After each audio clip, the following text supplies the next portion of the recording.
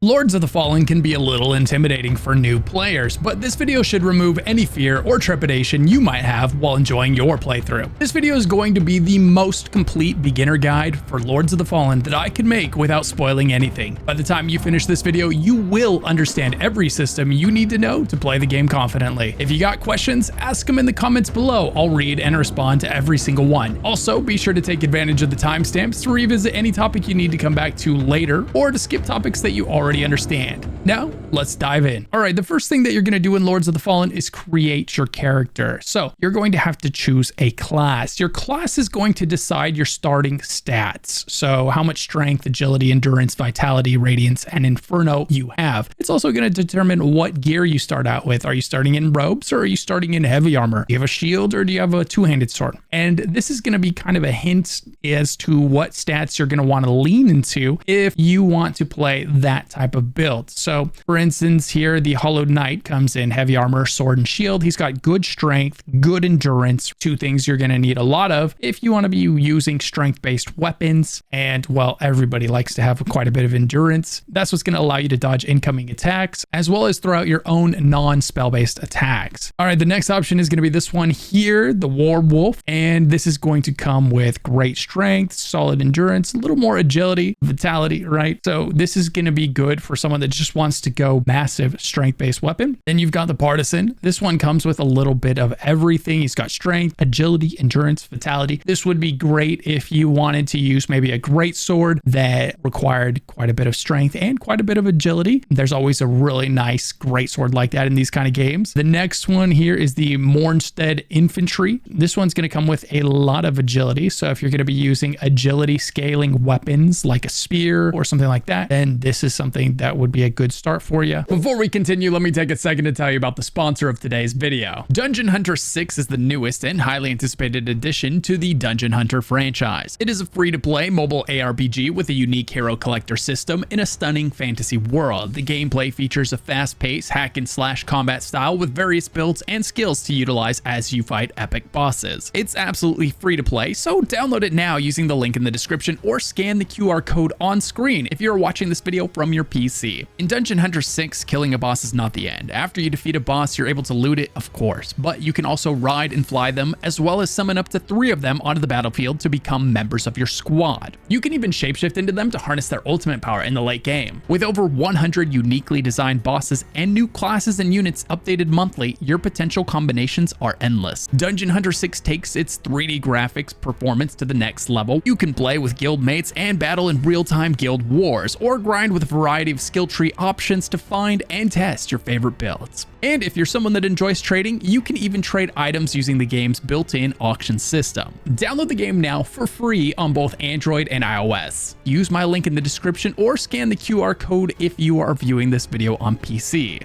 Join now and you can get a special starter pack worth $50 using my link. This gets you 10 summoning scrolls, 1 SSR Lieutenant, Demonic Wolf, and 1 accessory pack. Also, use your game account to enter the launch Lucky Spin event for free to win prizes like an iPhone 15 Pro Max, a PS5, an Apple Watch, and more starting on October 15th. Check out the description for more details. Thanks for listening. Now let's get back to the video. Then you've got the Black Feather Ranger. This one comes with a lot of agility. Again, great for the bow builds, and it even starts with the bow. Then you've got the Exiled Stalker. This one comes with a ton of agility and a melee dual wield kind of setup going. The nice thing about melee dual wield in this game is it's great for applying status effects, because you're going to be applying them twice as fast, because if you've got bleed on 2 weapons and you're attacking really fast, you can really stack up that bleed and those other procs by, hitting your enemy really fast in quick succession. Works great if a status effect build is something that you're interested in doing. Then you've got the Orion Preacher. This is going to be your kind of like holy magic, your radiant magic build. He's going to come with a ton of radiance. Then you've got your Pirate Cultist. This is going to come with a ton of inferno so that you can cast those fire spells. This game is really cool the way that it handles magic. You can actually cast your fire spell like 20 times before you run out of mana.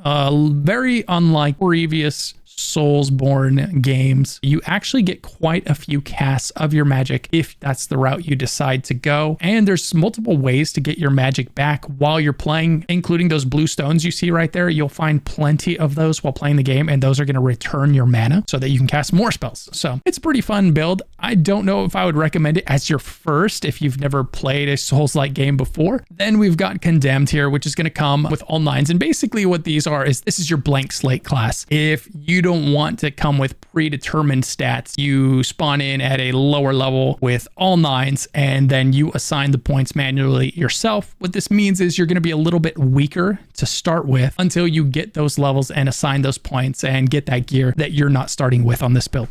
This is great for people that really want to challenge, really want to customize every detail of the build, or, speedrunners that want to fine tune every aspect of the build. Once you've chosen your class, you can choose the gender of it. You can switch between male and female by clicking L3, and then you can move to the next screen and you can customize the way the character looks. Okay, next up, let's quickly go over the game's UI. What are we seeing on screen here? At the top left there, you see 2 diamonds. Those are the buffs that you have active due to the things that you're wearing. So I've got an item here that's making me do more damage the less armor I wear.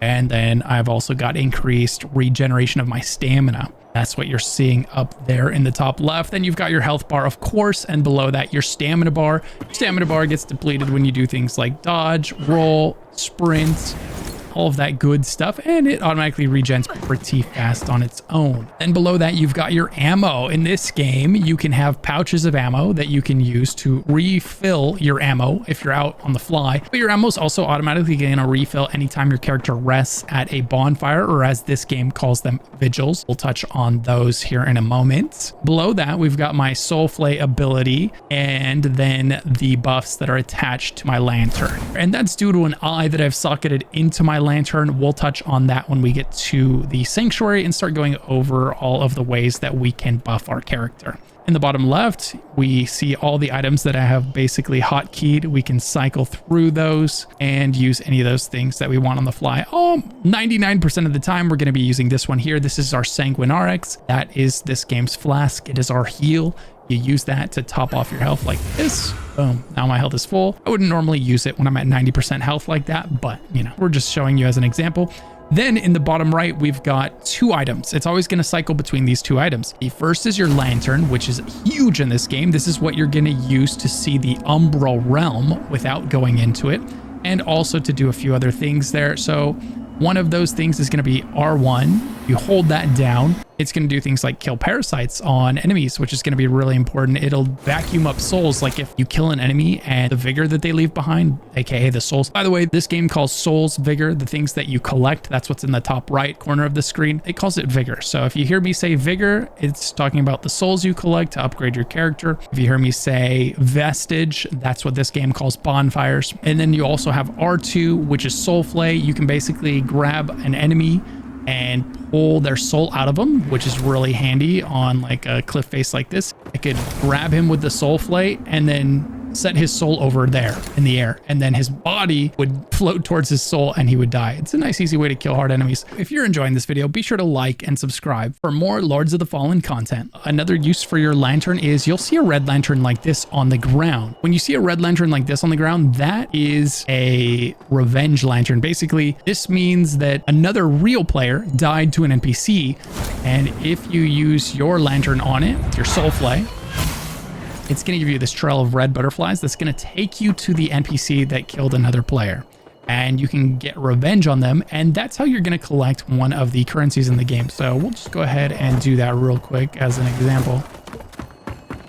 So this guy right here killed someone. We'll go ahead and kill him back, and you'll see the currency pop up. Boom, plucked eyeballs. That's how you get plucked eyeballs. So when you see an opportunity to get revenge, you're going to want to do it so you can collect those. Okay, so the next thing that you can do, going clockwise around, is the Umbral seed there, bound to the triangle for me. And you'll see patches of flowers like this on the ground, and you see how my lantern in the bottom right is lighting up. It's saying, hey, you could do something here, just a heads up. So what we could do here is place a temporary vestige or a temporary bonfire. So you place one here, and now you could use this to rest, to teleport back to base, to upgrade your character, all that good stuff. Everything you could normally do at a vestige, at a bonfire, right? You'll notice that I only have 4 umbral seeds, and that's what it takes to spawn one of these. You can only have 1 temporary vestige up at a time. So if you put this one here and then you put it in a new location later, this one will disappear. So it's you'll see little patches of flowers like this throughout the game. Don't be afraid to use them. You do get quite a few umbral seeds just by playing the game. And then also there's NPCs that sell them. So if you've run a really long way from your last vestige and you're getting low on your Sanguinarix, right, your heals, go ahead and pop down a shrine. That way you spawn here instead of way back where your last vestige was. You'll spawn here and you can continue the game from this spot. You can heal, you can rest up, refill your charges of your Sanguinarix, all that good stuff. Finally, the last item there, that skull, is switching to Umbral Realm. So what we can do is we can hold down square here, and doing that is going to take us into the Umbral Realm. Now that we're in the Umbral Realm, we no longer have a second life. So when we were in the Axiom Realm, as it's called, the living realm, if we die, we get sent to the Umbral Realm. So we basically get 2 lives in this game. It's a little bit like Sekiro in that way. You die in the Axiom Realm, you're not dead yet, you get sent to the Umbral Realm. If you die in the Umbral Realm, you're dead for good, right? Now, the Umbral Realm is really useful in this game for a few different reasons. One of which is this is where you're going to come to solve a lot of puzzles.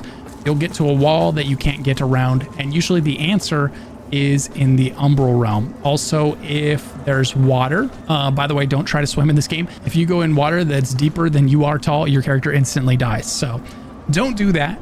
Trust me, I tested it. And if the water is in the way, there's almost always something under the water or in the water or a path below the water.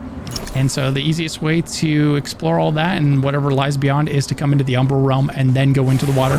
One nice thing you can do with this is you're going to kill enemies. They're going to fall off the edge or they're going to die on the edge. And it's going to be kind of dangerous to get your vigor from them in that case, like this one here. So what you can do is you can just pull out your lamp if it's right on the edge like this, and you can just suck it in. Boom. You don't have to walk onto the edge, which can be especially dangerous, especially like right now. There's a guy right above me, and if he decided to poke me while I was standing on the edge grabbing that, it would knock me right off and kill me. All right, so the last little tip about the lantern is this. When you see roots like this on the ground, that's usually a hint that there's something there. Or if you see moths, you see the gray moths flying around, that's also another hint. Or if you see blue butterflies. If you see blue butterflies, it's usually like a soul that you can grab. Like that right there. See those blue guys? You can grab those and complete puzzles that way.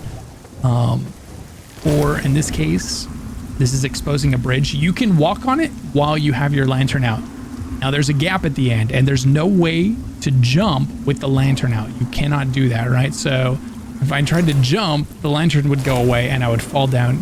Nah, with this fall, it would hurt. I don't know if that would kill me, but I wouldn't be able to make it. So we'd have to go all the way into the Umbral phase to get across this little problem right here. But there's plenty of clues that it's there, so you don't have to have your lamp out constantly. I mean, it never hurts to look around because who knows what you'll see. A lot of times you'll see like, oh man, there's a lot going on over there. Okay, how do I get over there? And you can see, in order to get to this area, I gotta go to there, maybe go down. So look out for roots or flowers, look out for gray moths, look out for blue butterflies, or your controller vibrating, or you'll hear sounds and stuff. Here's the blue butterflies. You'll see something like these if there is a soul to grab, and grabbing the souls will give you materials and give you a bit of lore. So let's go show you what that looks like really quick. So after you kill main bosses, they're gonna leave something like this behind. And also you'll find these just out in the world. But either way, when you suck the soul, so we'll go ahead and we're gonna go over to the Umbral Realm here so that we can do this. Okay, so now we can lock on with R3. Now see, we're locked onto it, and we can hold R2. And if we suck it, there we go. There's going to be a little bit of lore that plays here. So when it finishes playing the little sequence, we get, in this case, since this was the soul of a boss, we get an item that we can trade for the boss's armor or the boss's weapons, all that good stuff. If you've played Soulsborne games, this is this game's way of giving you boss gear. Okay. So you always, after you kill a main boss, you always want to make sure you go to the Umbral Realm and you give their soul a good tug, okay? So you get all that juicy loot from them. It's real easy to miss this, especially if you beat the boss without going to Umbral Realm, which means you didn't die once, so hats off to you. But the downside is you might just walk right by that juicy loot. You'll see souls like this throughout the rest of the game as well. Make sure to siphon them. It's not just for the lore. They're actually giving you rewards that are going to go in your inventory as well. So always, when you see them, always grab them. The longer you're in here and the more you kill, that eyeball is going to become more and more aware of your existence. You'll see a little eyeball pop up down like to the bottom right of it, and then another one pop up. If that thing turns to 3.0 multiplier and it turns red, you're basically dead.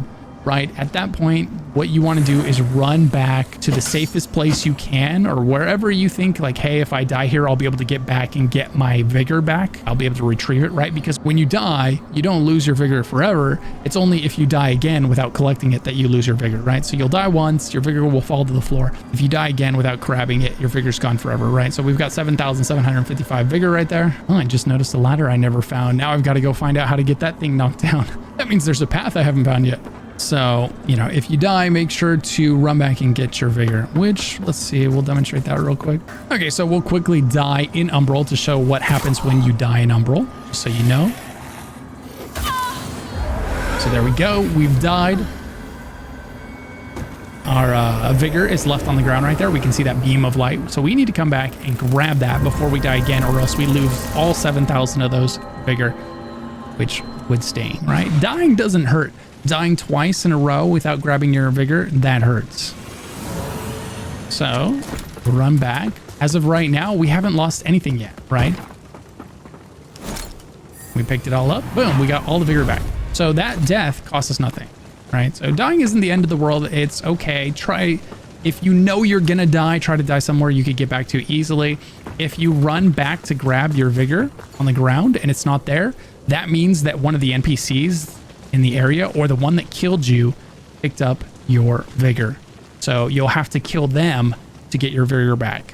If that happened, usually that NPC will be glowing blue. They just like little faint glow of blue, suggesting that they are carrying your vigor around. So look for the one that's glowing blue if your vigor isn't there when you run back to pick it up.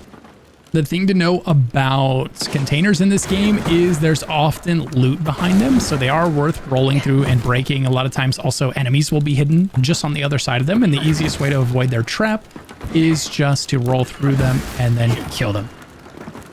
As far as ladders go and iframes, you get iframes right when you're attaching yourself to the ladder and right when you're getting off. So in the middle though, you don't seem to have any iframes. At least that's what it's felt like lately. I think that the rules for the iframes have changed while I've been playing the early access. I think they changed the way it works because it used to be as soon as you were on the ladder, you were basically invincible for the entire time you were on the ladder. But now I've noticed I have gotten my ass kicked a couple of times while I'm on the ladder. So I think they changed it so that there's iframes during the beginning and the end of the animation on the ladder, but in the middle, you're totally fair game. Okay, so that covers everything that you need to know about the lantern. And then the last thing on the bottom right there is your bow or whatever you have equipped. So you can have a bow equipped, you can have it equipped to your hand, so you can throw items, like you can throw explosives, you can throw rocks. So if we select with up and down on the D-pad, we can switch between the two. And if we select the bow, we can choose which arrow we want to use. If we have our hand, then we'd select what throwable we want to use. If we had spells slotted there, we could select what spell we want to use. So that's how you use your spells. They're all bound to those buttons down there. And then in the top right, we have our vigor. So the first thing we'll talk about in our sanctuary, in our base here, is you'll find these all over the place in the game. You'll see them. These are your waypoints. These are your bonfires. These are the only place that you'll feel safe in this or any Soulsborne game, right? So you come up, you interact with it. Now, once you've touched it, this is where you'll return if you do happen to die, or I should say when you die, and you'll be able to rest here to get your health back, your ammo back, your soul charges back. You'll be able to spend your vigor, which is really important to do when you can. You should, because if you hold on to it, you just risk losing it if you die twice in a row. So right now we could afford to upgrade. So let's go ahead and upgrade character. And here we can upgrade our strength, agility, endurance, vitality, radiance, or inferno. So depending on the build you want to go and the weapons you want to use, you're going to upgrade the thing you want to use here. So everybody's going to want a bit of endurance pretty much because this is what you're going to use to dodge those incoming attacks. attacks, and everybody has to dodge incoming attacks, right? That's just what we got to do. So everybody's going to need a bit of endurance. It's not a bad idea to get your endurance up to 20, 25, somewhere in there. That's going to be a nice solid range for your endurance. It's also going to be really handy to get your vitality up, and also whatever your main stat is that you're going to be using for your build. So if you're going to be using strength weapons, you'd want to go ahead and level up your strength. If you're going to use agility, you want to level up your agility. Sometimes there will be weapons that require double dipping into two different stats. It might require a bit of strength and a bit of agility. So then I would level up my character accordingly. So it kind of depends on the weapons you find and which weapons you want to use and what stats you want to lean into. There are soft caps and hard caps for these stats. So as far as like your endurance and your vitality go, you want to take those up to as high as 40. Like I said, you don't really need to take endurance that high. That's kind of overkill. But your vitality, it's never a bad idea to eventually get it up to 40. Not straight away. After 40, you get significantly diminished returns for each point. That's what I'm saying. Not necessarily, go straight to 40, just that everything beyond 40, you get a lot less for it because there's a soft cap there. Same thing for your damage stats, strength, agility, radiance, inferno, right? Those have a soft cap of 50 and then a harder cap of 75. So you start getting less after 50, and then after 75, you get almost nothing. So it's going to definitely be a good idea to take your main damage stat up to 50 minimum, and probably eventually up to 75, depending on your build. Leveling up vitality is going to increase your health pool, of course, and leveling up endurance is going to increase your stamina pool. So you can dodge more, so you can use more melee attacks in a row without running dry. And then leveling up either your vitality or your endurance is going to increase your carry capacity. So you'll be able to carry more without going into the heavyweight. When it comes to stats like that, the important thing to be aware of is going to be the scaling of your weapon. So if we look at our weapons, you can see each weapon here. It tells you what it scales with. This says strength, no, but it's got agility C and inf C, right? So if we look at this weapon here, strength C minus. So it starts at F and then it goes all the way up to S. So F is the worst, then all the way up to A, and then S would be the best. So the better the score, the better it scales with your stat. So if you're pumping strength, you'd want to look for a weapon that has solid strength scaling. Okay. And if you're bumping agility, then you'd want to pick a weapon that has solid agility scaling. And then there's going to be some weapons that have strength and agility scaling, or strength like this one. Where is it? Right here. This one is strength and radiance, right? So sometimes it double dips. And then if you look at the requirements, those are the requirements to wear the weapon. If you ever see a weapon and it's got an X through it, like if we go in here and we try to equip weapons, you'll see that some of these have an X on them. What that means is if we look over there at the requirements, Inferno, 13. We don't have 13 Inferno, so if we wear this, we're gonna have dramatically reduced performance with the weapon. It will not perform as advertised because we don't meet the requirements. We could wear anything that doesn't have the red X and it should perform well for us. Ideally strength, since that's what we've been pumping into on this build. So that's the way stats work in this game. It's not super complicated. Don't let it scare you. You can't really mess it up horribly. And don't worry, there is a respec with this girl right here. If later in the game you decide you hate the stats you picked, you can come to her and respec. No sweat. Okay. Also, what you can do here is you can play multiplayer. So if you want to invite a friend to play with you in your game, you could do that here. Just be aware of the fact that their progress won't save for them. They'll be able to help you, but in order for them to get their progress saved, they're going to have to be the host of the game. So you'd have to let you be the host for a while, then them be the host for a while, and kind of alternate pushing each other's games forward. If you wanted to do that, or, just have one person come along for the ride and the other person get all the credit. The next NPC in town that you're going to want to be very familiar with is her. So she's the one that you come to upgrade your Sanguinarix. You're going to get these materials while you're out and about, soul siphoning these bodies out there that allow you to upgrade this. So you'll click this and it'll tell you, hey, if you upgrade it, you're going to either get improved healing with your Sanguinarix, or you'll get more charges, or sometimes both. So in this case, if I had the saintly quintessence necessary, and right now I need 2. Originally it's only 1 for the first few levels, and then it switches to 2 per level. So if I leveled this up, I wouldn't get more charges this time, but I would get 65% HP recovery instead of 50%. So I get more health, which is nice. Another really important NPC to be aware of is the Blacksmith, which is incredibly missable. It is so missable. Now, not missable in that if you miss it, you'll never be able to get it. Like, you can always go back and get it if you do miss it. but it's real easy to miss. And you'll get deeper into the game. You'll wonder why you're struggling. It might be that you passed the blacksmith and you need the blacksmith. The blacksmith is how you improve your weapons in this game. So in this game, you're going to get a weapon. Then you're going to come to the blacksmith and then you're going to tell it, I want to upgrade my weapon. And then you're going to pick the weapon you want to upgrade. And then you can increase it from +1 to 2 to 3 to 4, all the way to 10. And the earlier levels require very common resources, all the way to the later levels, which require very rare resources. So it's not a big deal to take a lot of weapons up to 3 to 4, right? That's not a big deal. You can test weapons, put a few levels into them. It's going to be fine. But that last one, the chunk at the end there that I have 0 of, those are rare. So you're going to really want to know that you like a weapon before you invest that chunk into taking it to level 10. And the materials needed to upgrade weapons are listed there at the top: 48, 12, 2, and 0. Left being the most common and the low level upgrades, right being the least common and the high level upgrades.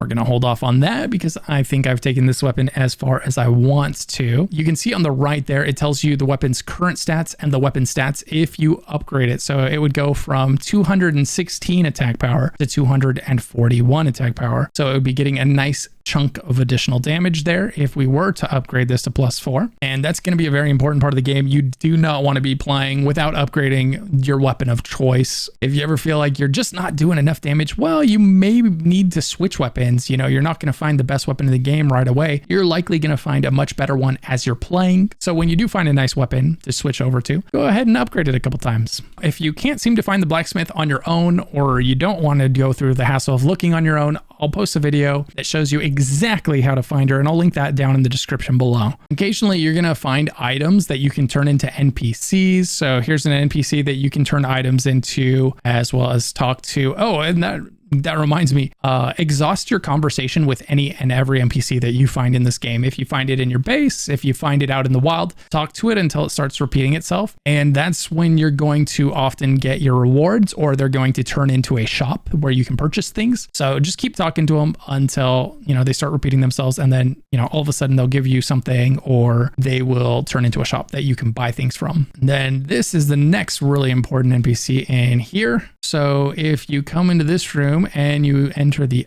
Umbral, there's an NPC right here. So let's talk about this because it's a little bit confusing. So if we talk to this NPC here, we can do a few things. We can buy things from this guy, like this one here, a Chrysalis of Umbral Origin used to reassign existing player level points. Nice. Rebirth Chrysalis. Very nice to have. You've got this here, a small seemingly petrified figure. This is the one that lets you put down those temporary vestiges. Some very nice things that you can buy in here, as well as like spells and jewelry and all kinds of cool stuff. The other important thing that you can do here is you can socket Umbral Eyes that you find. So this character currently has 3 different Umbral Eyes that they've found. And so you can read the stats from the eyes that you find, and you can slot those into your lamp. Very handy. Very, very handy. So make sure you come in here and check on him every once in a while. Also, you can upgrade your lamp here. You'll find this material called Antediluvian Chisel. You'll find about 3 of these in the game or so, and you can use them to upgrade your lamp. And you can see right there, it says what it's going to do when it upgrades.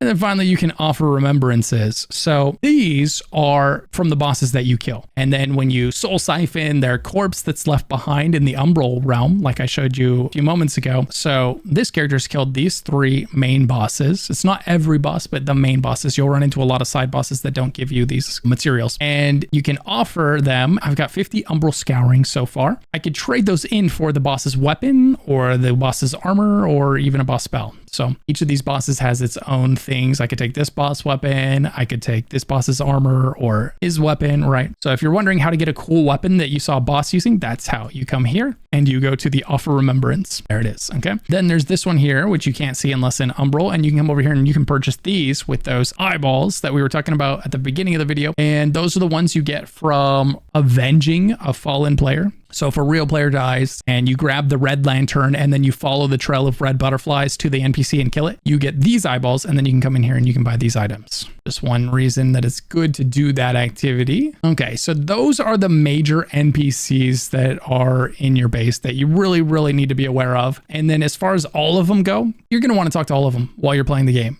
definitely talk to all of them and exhaust their conversation. Check on them, you know, every time you get to a new area, maybe come back and have a conversation and see what new things they might have to say, what items they might want from you. And a lot of times you'll found the item that they want. You know, you'll be given the dialogue option to give them that item if you want to.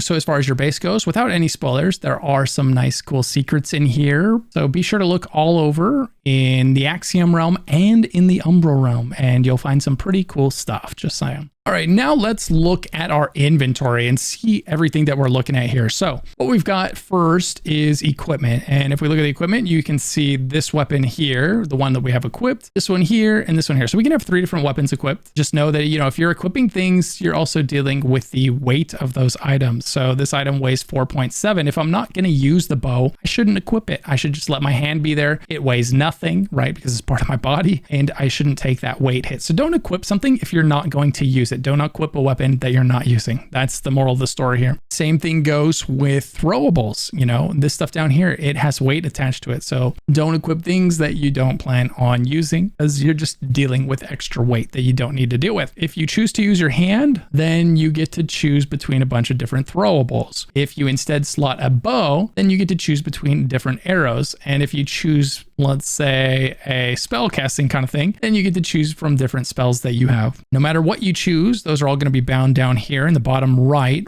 And then you hold L2 and you will see the buttons that you can press to use the different ammo types or spells. Then below that, we have our armor. My character is running around naked because I have an item that says I do more damage the less I weigh. So, you know, we're leaning into that, doing a kind of mostly naked run. We put on some fire reduction because there was fire that was hitting me that was hurting a lot. So, you know, we gave her a little bit of clothing. I don't know. We'll probably take it off soon though.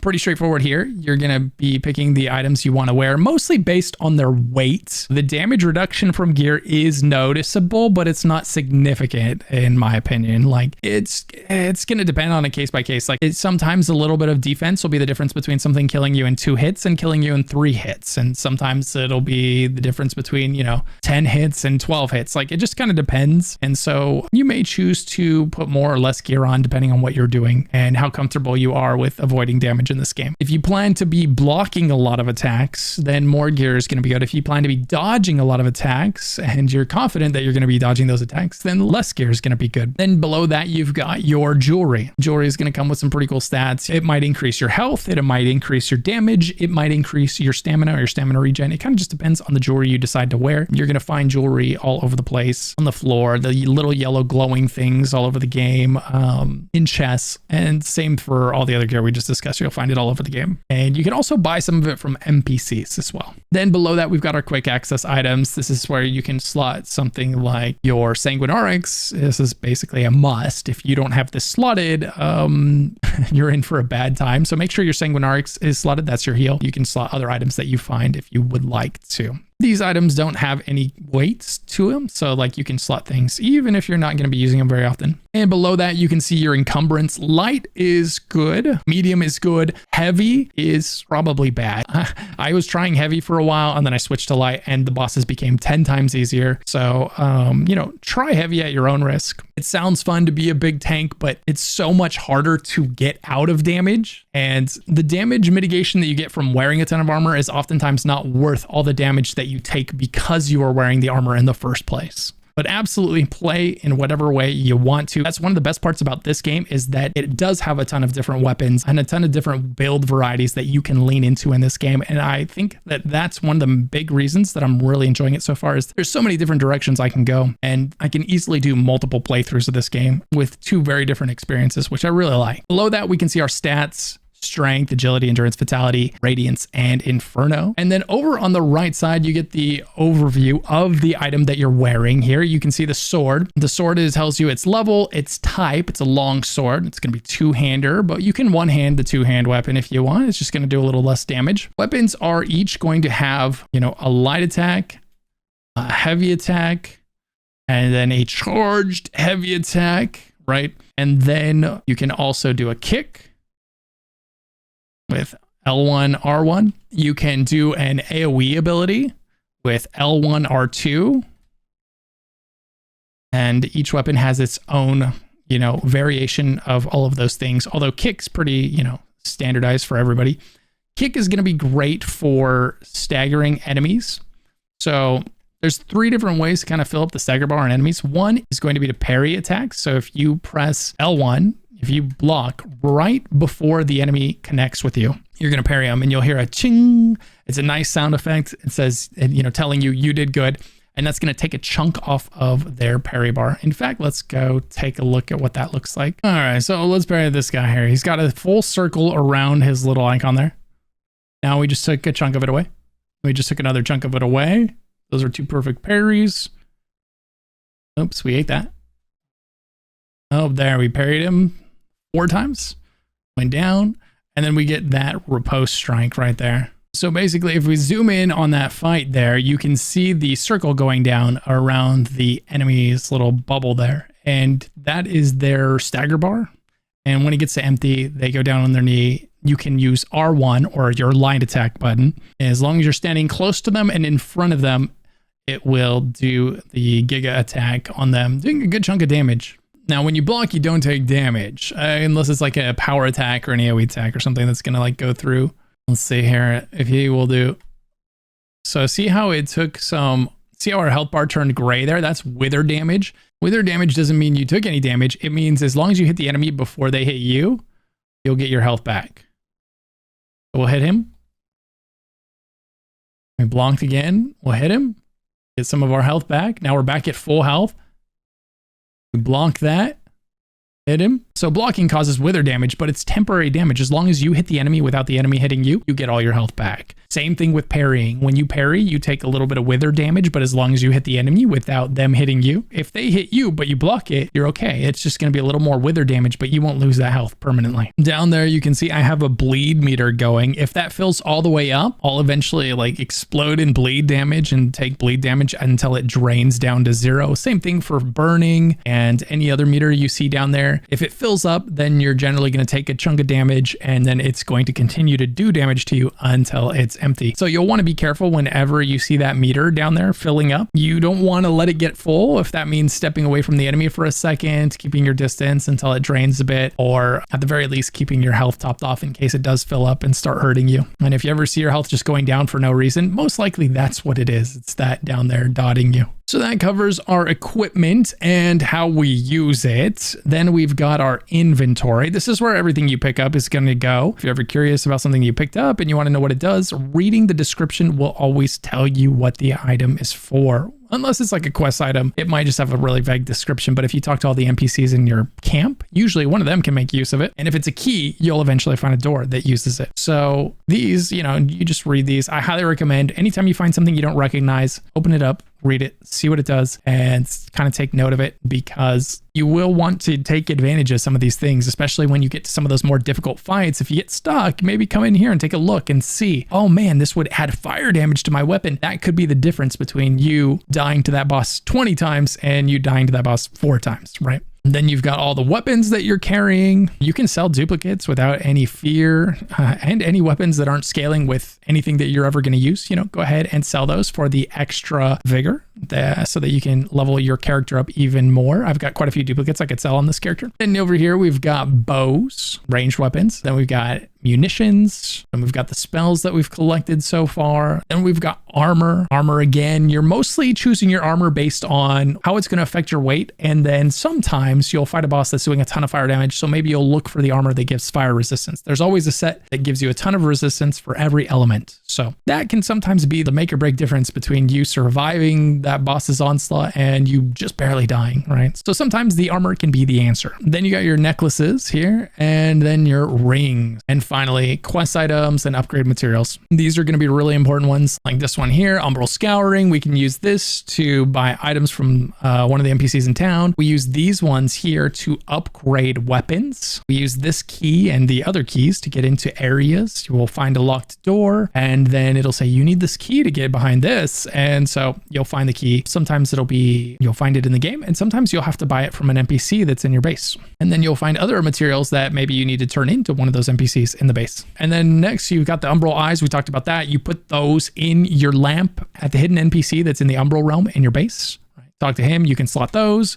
We've got runes. Runes you're going to find throughout the game. And these, oh, we forgot to talk about that when we were talking about the blacksmith. Runes you can slot into your weapon, and weapons are going to have different shapes. So this one is like an upside down triangle. Some might be an octagon. Some might be a square. So you have to fit the shape in the weapon shape, right? So if the weapon has an upside down triangle rune slot, then you can put an upside down triangle rune into that slot, and you will get tons and tons of runes while you're playing. I mean, rows and rows of them. So you'll always have plenty to choose from. So truly customize your build and make it your own. Then you've got Tincts. Tincts are really cool. Tincts are your fashion souls. This is how you make your character look the way you want to look, in a sense. So if I wanted to change the color of my gear, that's what we use the Tincts for. You can get Tincts from PvP, and you'll get Tincts by playing the game. So if you want more customization, you know, participating in PvP is always a good idea. Maybe we put on something that just, you know, kind of shows this off better.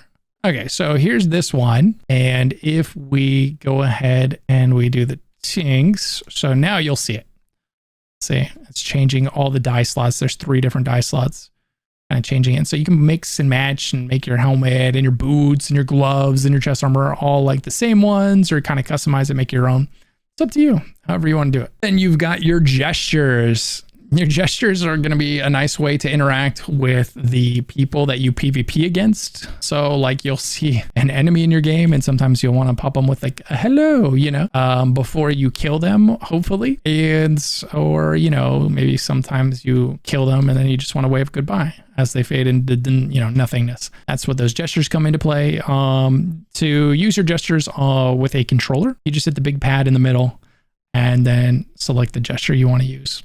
I am playing this game on PC using a controller. I just always use controllers for Dark Souls games. I don't use controllers for many games, almost any, but if it's an action combat kind of game, I always go for controller, and I highly recommend it in this game, especially just because the controller vibrates when you're getting near things that the game thinks, you know, you should be aware of with your lantern. It'll be kind of a hint like, hey, you're near something, and the controller will start vibrating. And if you're on mouse and keyboard, then you're going to have to really pay attention to your ears and your eyes instead, you know, looking for the moths, looking for the roots, listening for the sounds that are also hinting. And also your lamp will start glowing when you're close to things you can interact with sometimes. Also, it's worth noting that the game does not pause when you open the menu. You're still moving around while you're in here, by the way. And so is your enemy. So don't pause and go AFK, or don't pause when you get to a boss fight and you're like, oh man, I need to breathe before I do this, right? Don't pause. But you can go pause and then go to photo mode. This will pause the game. It will pause your enemies, you know. So this is kind of your, I need a moment. You can go into photo mode, and that'll give you, you know, a full pause on the whole game. And to do that, you just open the menu and then L3. Now, sometimes your game is going to tell you that you've been invaded, and then a player will come in and they are trying to kill you, right? There's a currency that they get for killing you, and you get this, you also get a currency for killing them. So if we look at our currencies here, those hands, I have 18 of them. That is a currency I got because players invaded my game, and then I killed them when they came in. You can use those hands to buy things from the merchants in town. So those hands there in the top left, you get from PvP. The eyeballs you get for avenging fallen real players. Speaking of buying things with PvP currency, so if you go to this vestige here, it looks like this. This is the PvP vendor, by the way. So if you get big into PvP and you acquire a bunch of hands, you'll be able to come to this guy and purchase from him using those hands. And as you can see, you can buy even more dies, as well as, you know, some charred fingers to get into more PvP. Sometimes you'll be looking up at the trees and you'll see a body hanging from the trees. Well, a lot of times you'll see a body hanging from the trees. That's just how people like to decorate here. But sometimes that body will be glowing yellow. And when that's the case, select your hand in the bottom right there, select your hand, and then just toss a rock at it. You know, lock onto it with R3 or whatever your lock on button is, and then throw your rock at it, and that'll knock that loot down to the ground so you can go grab it. All right, the last thing I want to touch on is getting lost and knowing where to go next. You're going to see beams in the sky, and that's generally where you're going to be going because you're going to be trying to purify 5 of these beams scattered throughout the world. So in general, that's the direction that you're going to be trying to go. On your way though, you're going to try to find every corridor secret and weapon and boss and everything to make sure that you're strong enough to make it into the next section. It will happen, guaranteed, that you go a direction that you're not supposed to go yet. You miss an entire zone or an area that would have given you a lot of levels, a lot of experience, and would have made your character a lot stronger. And by missing that, you wander into the next zone completely unprepared. All of a sudden, the mobs are taking way too long to kill, or even worse, maybe you make it all the way to a boss and you realize he's absolutely having his way with you. Don't worry, if this happens and you're just beating your head against the wall, turn around and go find the areas that you missed behind you, because I guarantee you did miss some significant areas. So most likely you just needed to go left when you went right, or you needed to go double back and go through an umbral door that you didn't see. And all of the things that you run into in there are going to be 10 times easier than whatever it is that you're stuck against because you accidentally wandered into a higher level zone. The game doesn't tell you that you're in a high level zone. There's no levels displayed on the mobs. So really the only way for you to know this is by feeling it out. It's one of those types of mistakes that every player makes in a Souls game. The new players, the veterans, and you'll make it in every Souls-like to come. So the only thing that changes as you play more of these is you get better at recognizing, oh man, this is too hard. I think I was supposed to turn around and go the other direction here. I better go and explore that last zone a little bit more before coming back to here. So I just wanted to pass that advice on because it's going to happen to you. And that's most likely when you're going to get the most frustrated. It's going to be because you wandered into an area that your character's not ready for yet. And all you needed to do was go to a different area where you are qualified to fight all of those things. And it's going to feel a lot better. And you're going to make a lot better progress that way. All right, guys, you made it all the way to the end of this complete beginner guide. Thank you so much for watching. And if you enjoyed, be sure to like and subscribe for more Lords of the Fallen and Soulsborne content. Massive shout out to my channel members. If you want to become a channel member, click the join button below for perks like behind the scenes footage and having your name show up at the end of every video. If you're not sure what to do next, maybe check out one of the videos popping up on screen right now. And don't forget to check out Dungeon Hunter, linked in the description.